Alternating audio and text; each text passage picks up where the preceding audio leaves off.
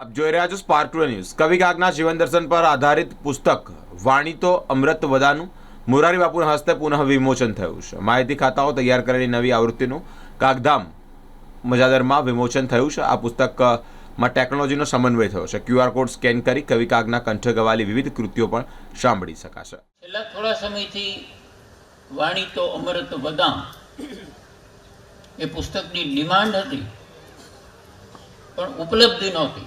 આપણે 125મા વર્ષ નિમિત્તે એની સંવર્ધિત આવૃત્તિ કરીએ. એનું કારણ એટલું જ કે જૂની બધી જે બાબતો વાણી તો અમૃત વદામાં હતી એ ઉપરાંત પણ કેટલીક નવી બાબતો આપણે એમાં ઉમેરી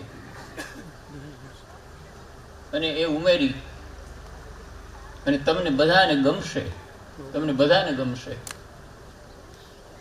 એવો એક સુંદર ગ્રંથ તૈયાર થયો છે.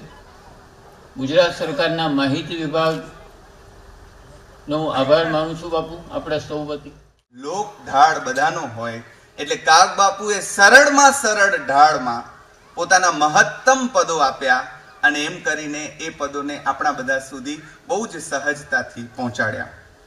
એનું નામ ફકીર હે જેની મેરું સારખી ધીર જગમાં એનું નામ ફકીર થાય.